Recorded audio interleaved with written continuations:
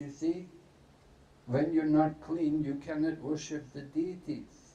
You have to have some men there to worship the deities, right? In the Bhagavad Gita, it says, Patram Pushpam Phalam Toyam.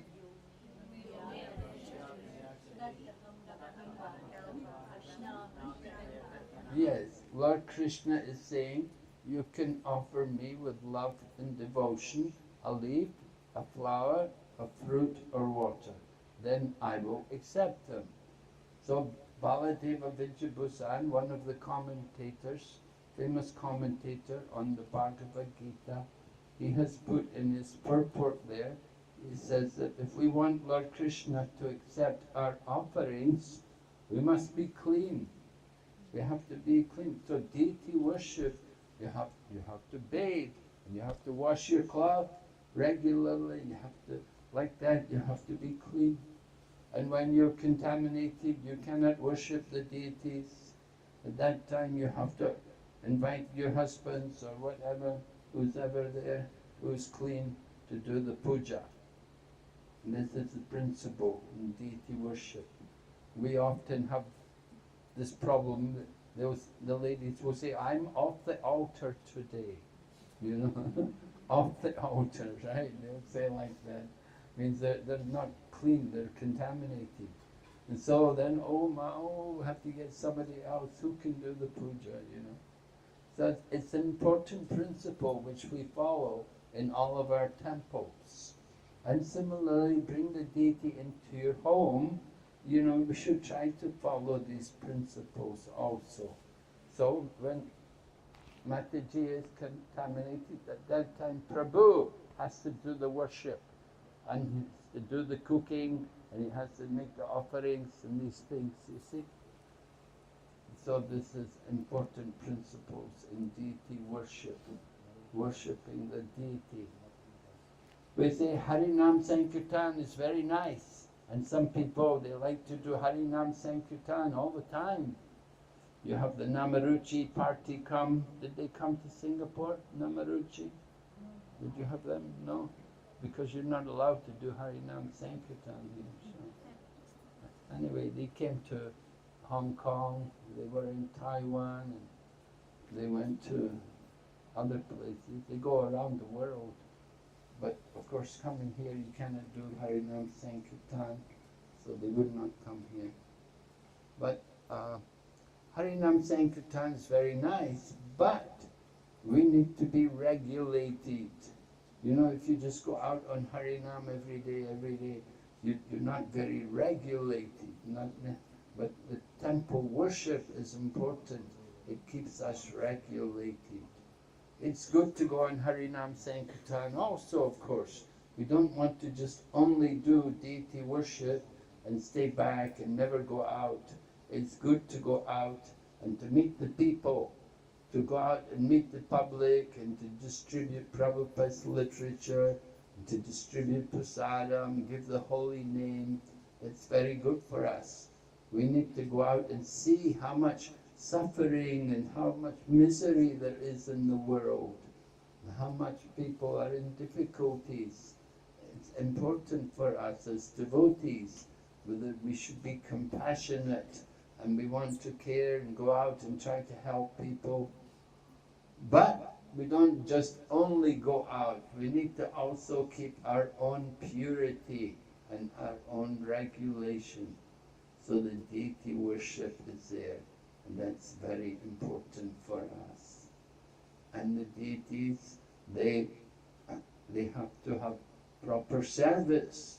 The service to the deities is done decorating the deities and bathing them. As we saw here this morning, they performed the abhishek, bathing the deities. And then they'll be given nice dress to wear with the ornaments and garlands, sometimes flower garlands. It's nice if you can make flower garlands. Here, in this country, flowers are not very expensive. If you live in places like, you know, Japan or Switzerland and Holland, even Holland, although they have so many flowers, flowers are so expensive that it's very, very difficult. You know. I remember when I first became a devotee in London, when we would do Prabhupada's puja, we were each given one petal to offer. You know, we'd divide the flower up, you know, into petals, and every devotee got a petal to offer. So, and I mean, you come to Malaysia and see so many flowers, you know, flowers are not very difficult to get. So it's very nice. Krishna likes nice flowers.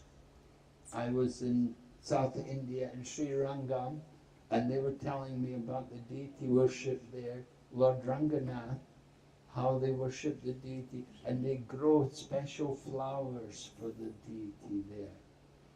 There's a special type of flower which is grown just for the pleasure of Lord Ranganath, and they offer these flowers to the deities.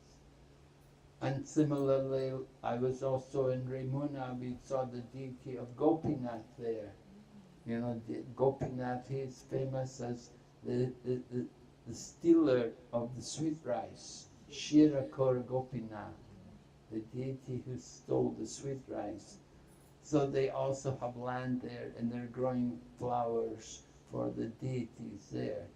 The devotees grow the flowers for the deities. So it's very nice if you can get some land.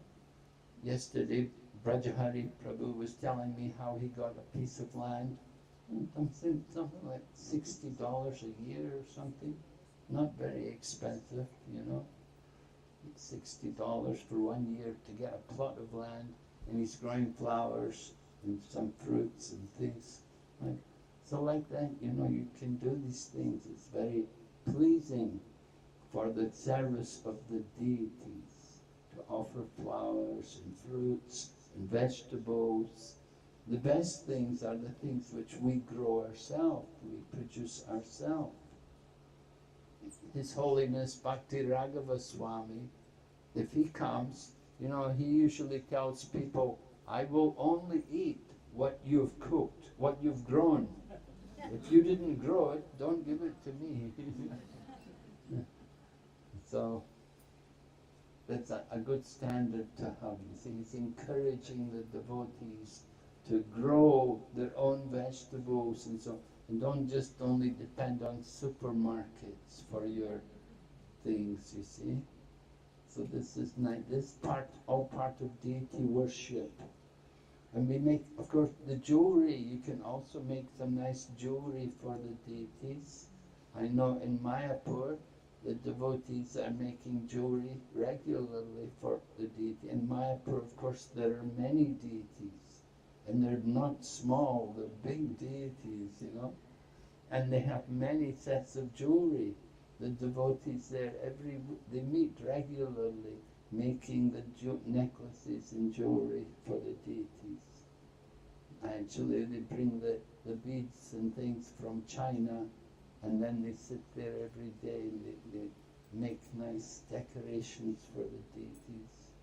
So when you're in Mayapur, you just see have a look at all those necklaces which the Panchatattva are wearing, and Radha Madhava, Astasaki, they all have so many ornaments. It's all made by the devotees. So very nice service for the deity. So like that, we can serve the deity in many ways. In Chaitanya Charitamrita, you can read about Raghava Pandit and how he served the deity. And Lord Chaitanya praised Raghava Pandit. Raghava Pandit's home is in Panihati. Panihati is near to Calcutta, not very far away from the airport. And it's on the bank of the Ganga, Panihati Ghat. So Raghava Pandit lived there with his sister called Damayanti. And they were serving the deity. Lord Chaitanya talked about the worship, the deity worship of Raghava Pandit. Because what happened was, Raghava Pandit, he had the custom to bring coconuts to offer to the deities. You all know, if you've been to Mayapur, it can get very hot. And the coconut is very cooling and refreshing. And so he would bring coconuts to offer to his deity.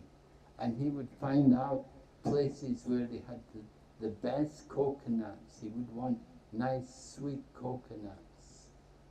You know, sometimes in India the coconuts are not very sweet. You get good sweet coconuts in Thailand, they're very good here. And if you go to Cambodia, they have very nice coconut. I was at Angkor Wat one time and they had the huge coconut, cost $1. Nowadays in India, coconuts are also about $1, you know. Because it used to be 2 or 3 rupees we could buy a coconut.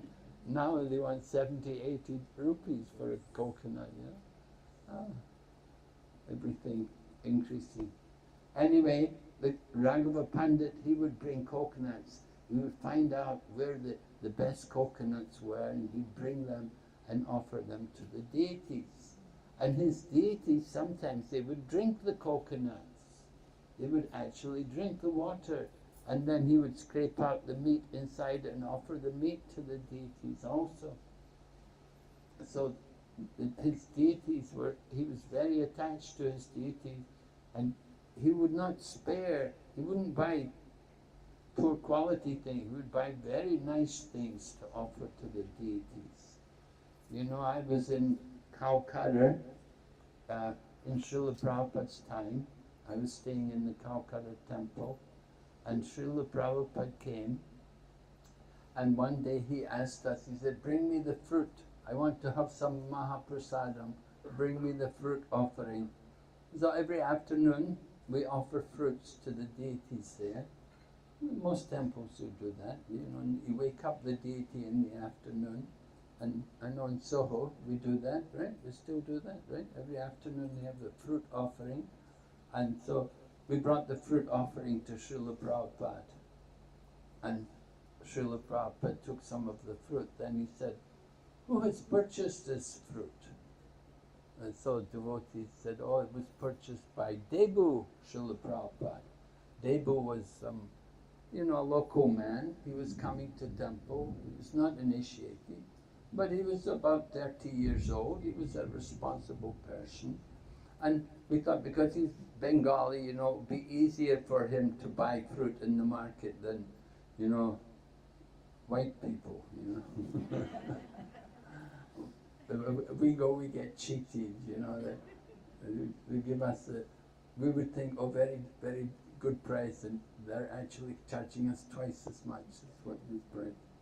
And so we thought, the local man, he will do it good, you know. So we said, Debu brought the fruit. And so Prabhupada said, tell Debu to come and see me. So when Debu went in to see Srila Prabhupada, Prabhupada said to him, you are Bengali and you don't know how to buy fruit? So Prabhupada was indicating, you know, that when you purchase things for the deities, don't just purchase garbage. You know, you have to purchase nice things. They should be good, you know. It shouldn't be, you know, moldy flowers, you know, withered flowers, or rotten fruits and stuff. You have to give good quality, because you're serving the Supreme Lord. So we want to offer the best to the deities. So Raghava Pandit, he would do like that. He was very careful. He would not worry about the price. He'd go far and he'd bring the fruits and the vegetables, the flowers and things to offer to the deities. So one day he was offering the coconuts, and what happened, the servant was carrying the coconuts, and he was just outside the door of the altar, but somehow he put his hand up and he touched the ceiling.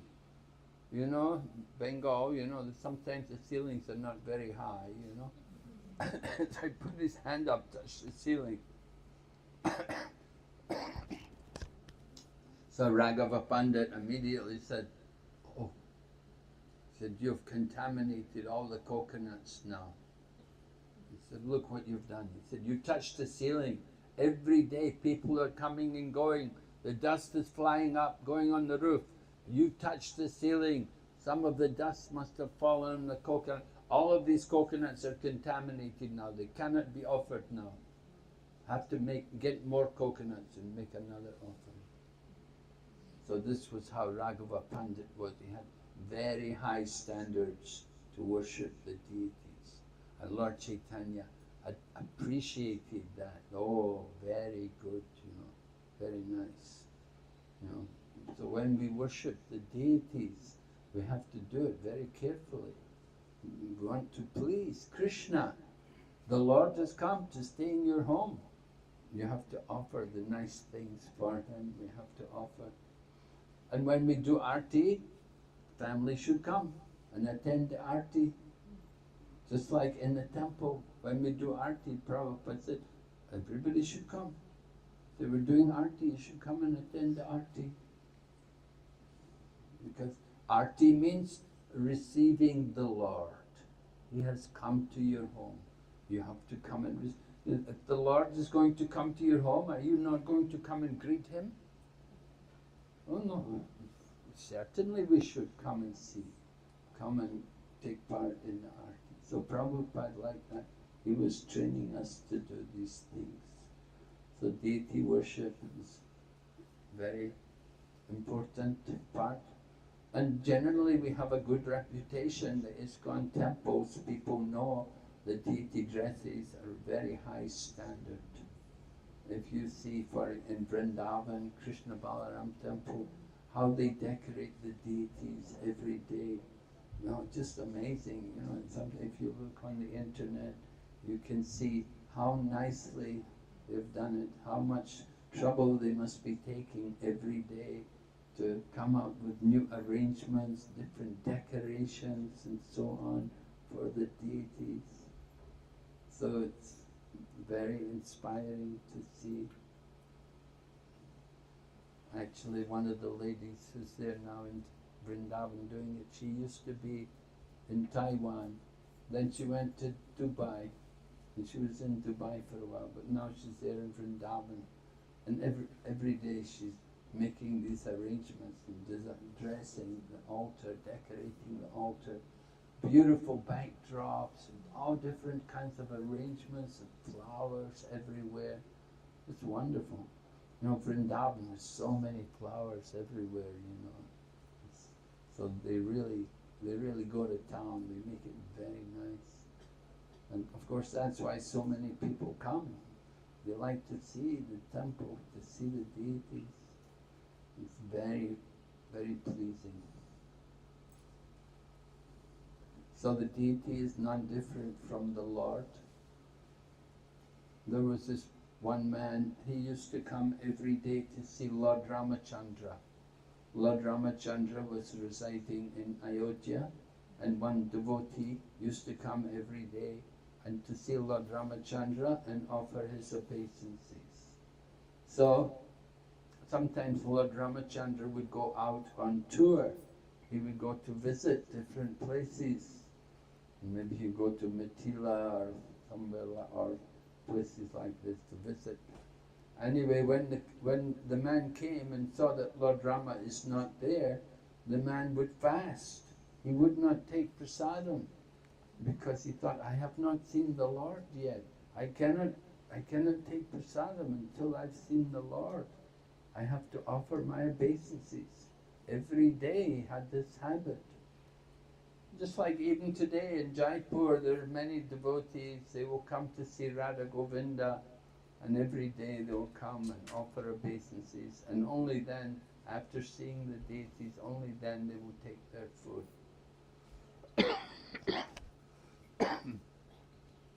So this man was coming, and Lord Rama was not there. He could not, so he would not take food.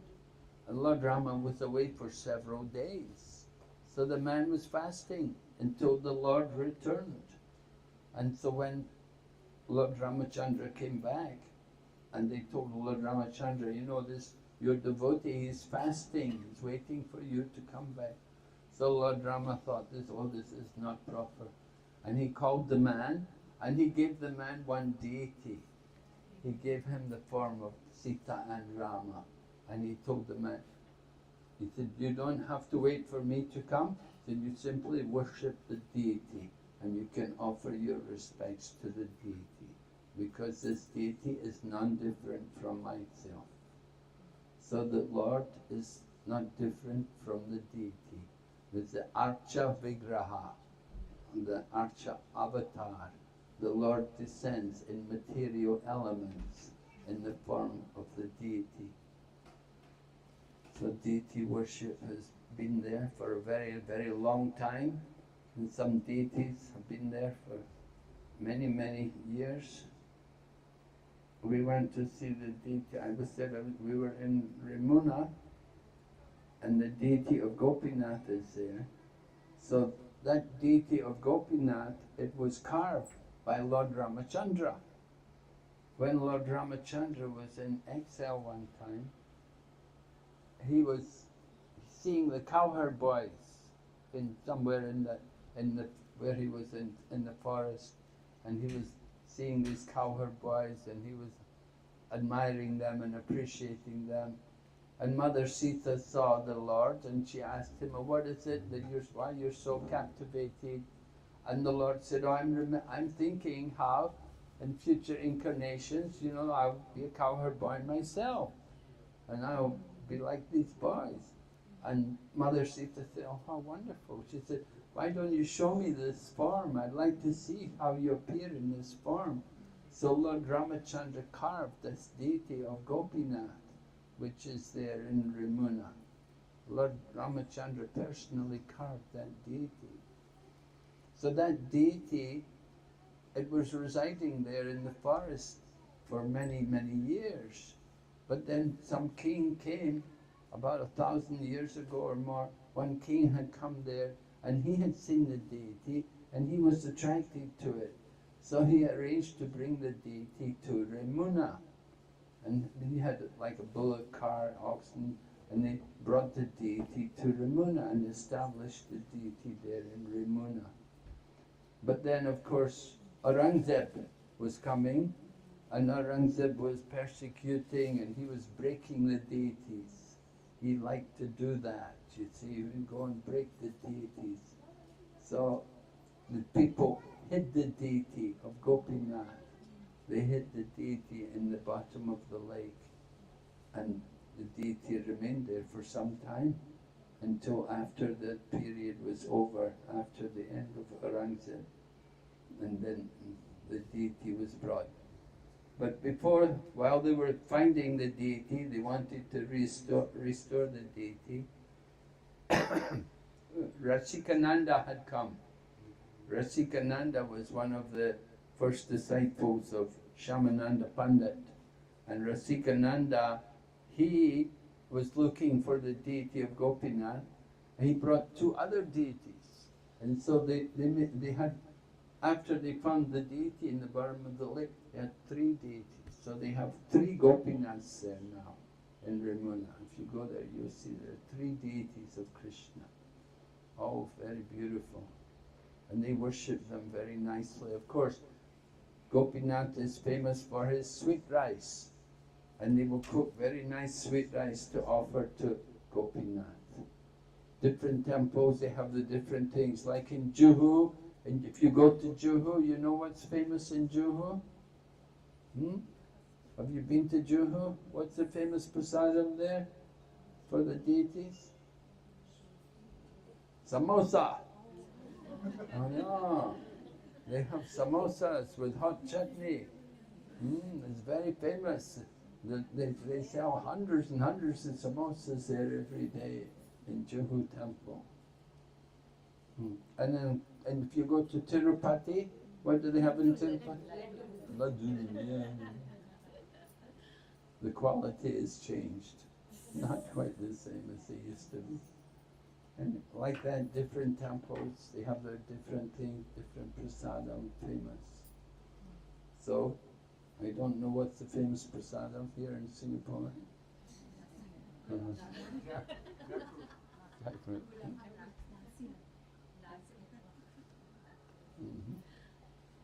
So anyway, we like to prepare different dishes for the pleasure of the deity.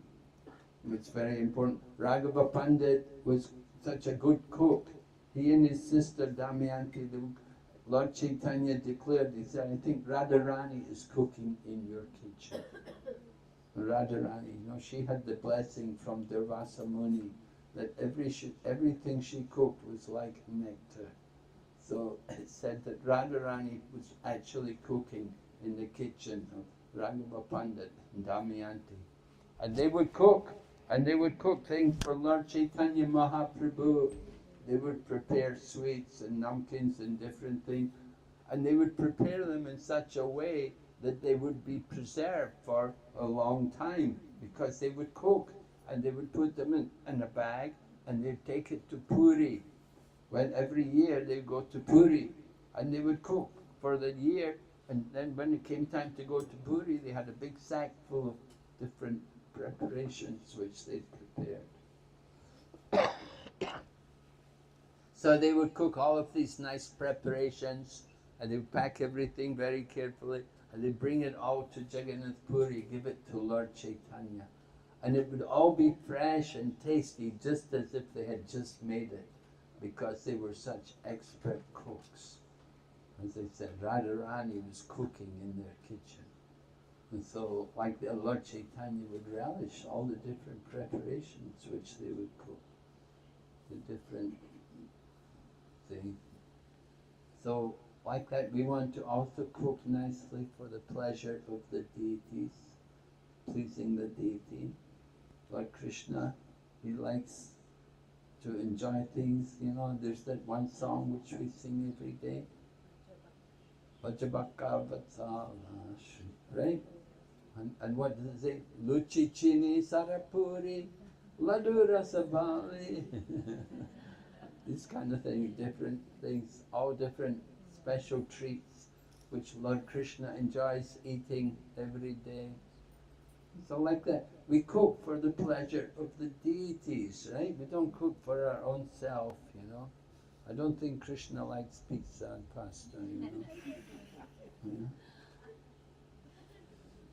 People sometimes, I want pizza, cheesecake,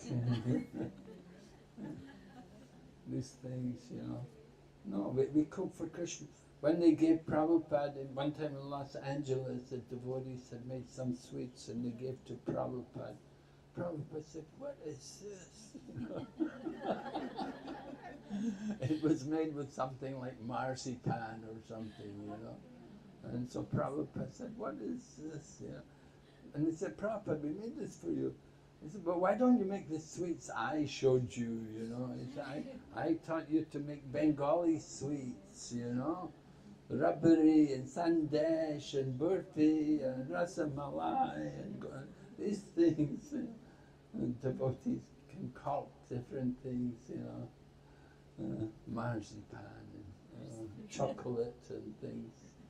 No, we try to cook nicely for Krishna, cook the nice traditional things. So that is all part of deity worship. Another time there was one lady, she was making dresses for the deities, and she decided, she put a little pocket on the dress. And in the pocket she would put sweet balls. But Prabhupada said, no. Concoction. He said, why?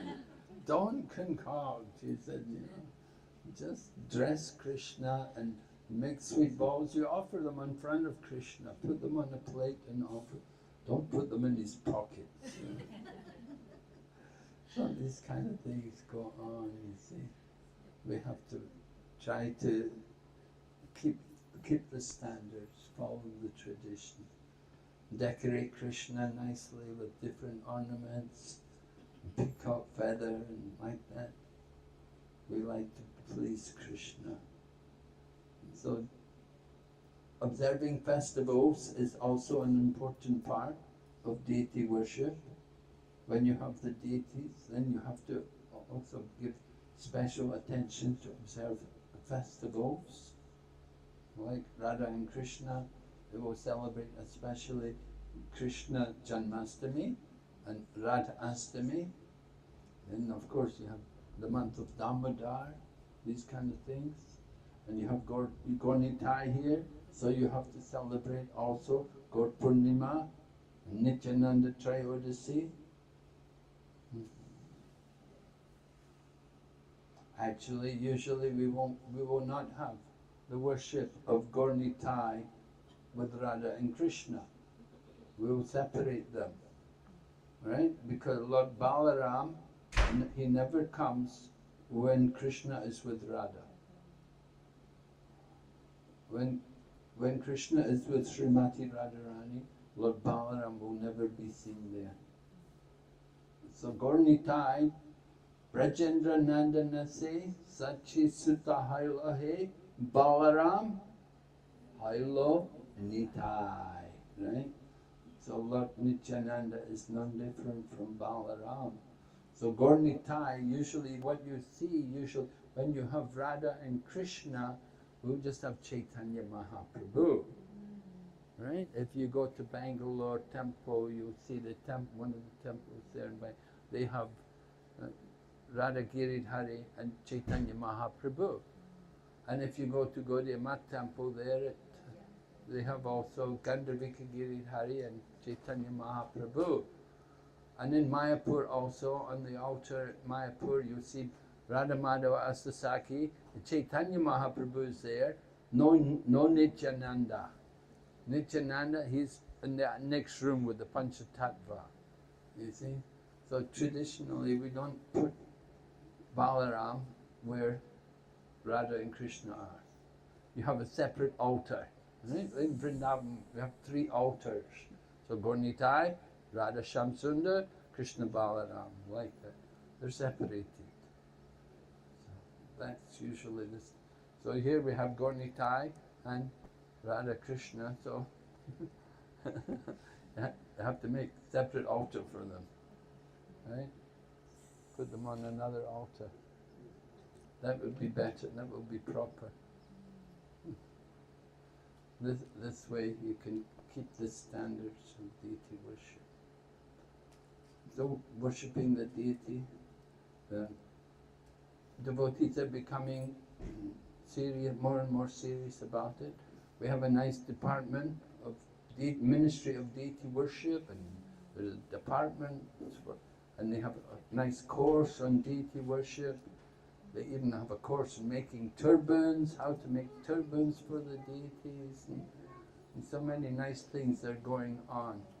So devotees are encouraged to take part in these things, go and take part in the course and learn all the principles of deity worship.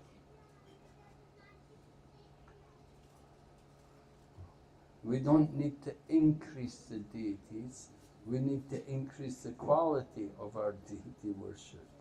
You know? One devotee I know, they came from Russia, and they were came to Mayapur and they saw all the deities, and initially they were thinking, oh, maybe I should get more deities. But then I said, what you need to do is just improve this. You already have Gornitai, just worship them properly. You know, not that you don't improve the standard just by increasing the number of deities, but it's how we worship the deity. And part of the deity worship is in offering nice prayers to the deities every day, you know, offering, reciting scriptures to them. Krishna not only likes to eat, he likes to hear also, you see. Often we have that tendency, we think the deity is just there for the offerings, you know, we offer it. And we never read to the deities, we never recite. But Krishna likes to hear. He likes to hear different pastimes. So reading from the scriptures is also part of the process of deity worship. Hearing regularly, let the deities hear. Okay, any questions? Are we ready? The deities dressed yet?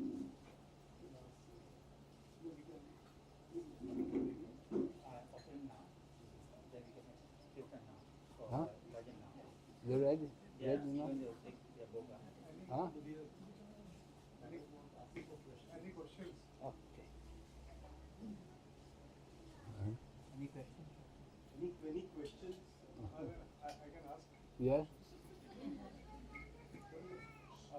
What is the difference between deities at our home and deities in the temple universe? What is the difference between deities at home and deities in the temple? Well, that's up to you. You can have the same standards as in the temple. It's very nice. If you can have the same standards, then it's very nice. Sometimes, of course, in the home it's difficult to keep the standards. Sometimes you're not able to be quite so regular. In the temple, you have to be very regular, Everything must be done every day, Mayapur got, temple packed with people every morning. You got to be on time, So everything is done very carefully in the temple. So in the home, you try to also come up to that standard, try to keep that standard. In the home, sometimes there's not so many people there, so you have to do your best. You try to make nice arrangements for the pleasure of the deities. But the standards can be the same rules and regulations. We don't say, oh, in the temple you do like this, in the home you do like that. No, it's the same standard, but it's just more difficult to follow when you're at home.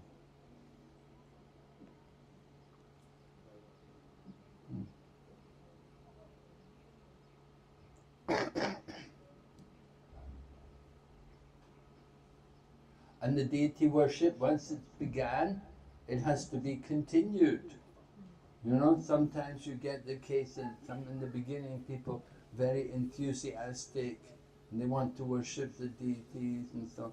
But then after some time that, oh, it's getting difficult for me, or it's not so easy. Maybe I can give the deity. Can you take my deities for me? Can I give you my? Just like somebody gave you Gornitai, I don't know where they came from. I don't know whose deities they were. But, this is a common thing, people have the deities and somehow after some time they're not able to keep up the worship and they want to give them away and they give the deity of somebody, I'll give you some deity. Would you like some deities? Oh yeah, okay, I'll take the deities. Can you pay for the flowers every day though?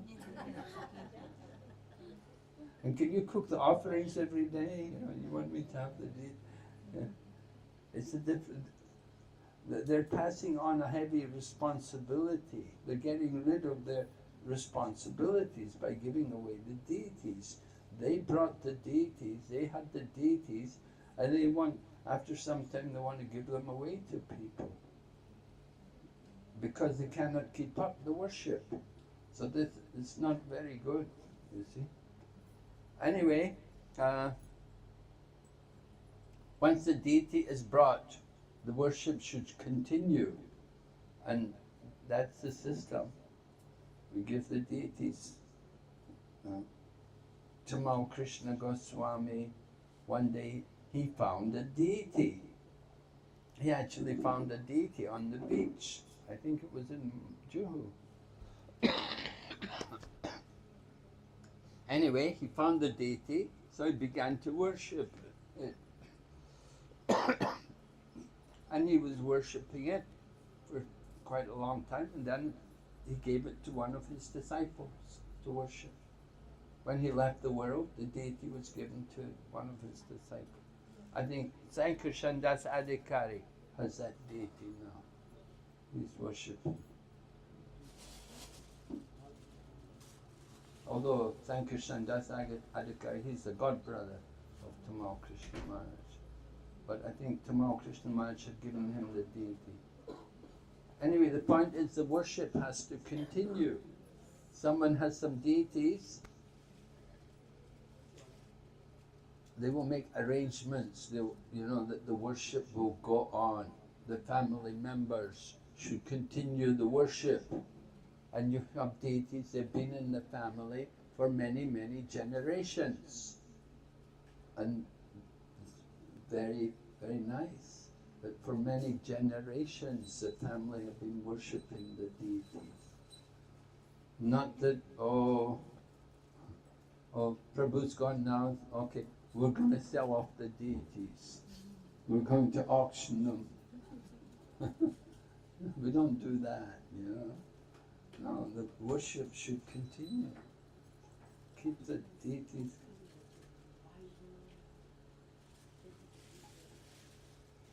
It's a deity worship. Like the temple, once the temple is opened, Prabhupada said temple cannot be closed. Has to continue. You open a temple, you have to continue. So you bring the deities to your home, you have to continue the worship. Yeah. And what's the standard of what do we do when we are traveling and deities are in the house? Well, What is the appropriate standard? when you are traveling, you have to make arrangements for somebody to do the puja for you. Either you bring the deity with you when you go traveling, you pack the deities, you take them with you, and unpack them every day and do the puja, serve them. Or ask somebody else to do the puja while you're away. That they can make the offerings, come and do the cooking, make the offering, do the arti for you. You may possibly put the deities into their home. Sometimes you go to someone's home and they've got, you've got three Jagannaths here or something, Oh yeah, these other couples, they went away to India, they give me their deities while they're away. You see, bring their deities. Yeah. If somebody's already worshipping the deity, then they may agree also, you could put your deities also there, maybe. But that's not the best thing. Best thing is, you see, actually it's not good that we have to disturb the deities. You bring the deities, you put them on the altar, that's their home. You can't say, no, I'm going away, now you have to move. No, it's the deity. The deities come to stay in your home. You can't tell the deity, I'm going away, you have to go some other place. That's not very nice, deity worship, is it?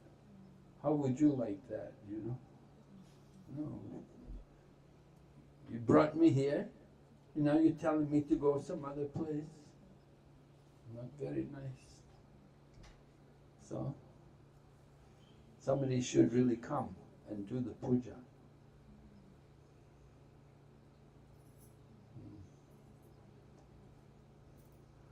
And unless you have something like maybe a Shaligram Shila, Shaligram, you can have it in a bag, small, it's easier. Some people also, like the Goswamis were living in Vrindavan, they carried the deities around their neck, They carried the deities around their neck. They lived under a different tree every night. And they had no temples in the beginning. They had the deity, they had these deities, but they had no temples. But then Krishna arranged a nice temple for them.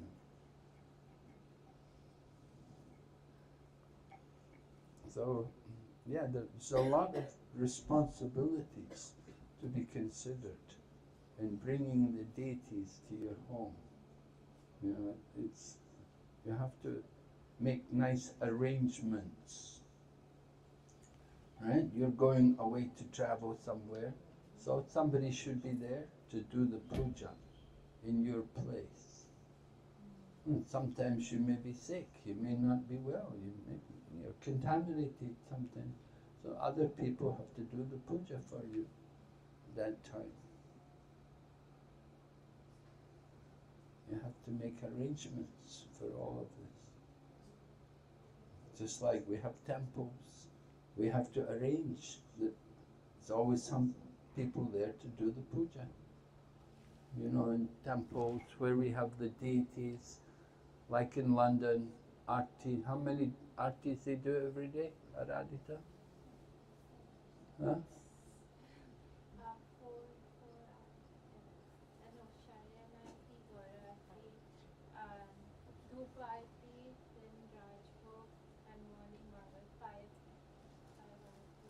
Yeah, at least 5, yeah.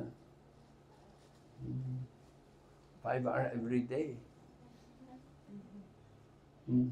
So it's, and there are offerings to be done every day also. So it's not a small thing, it's a big responsibility.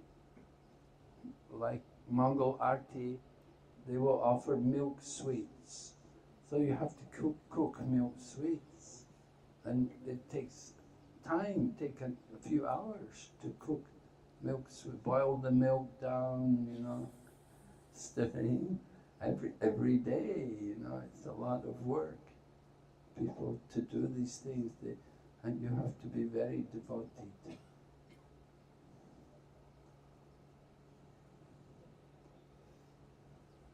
Okay.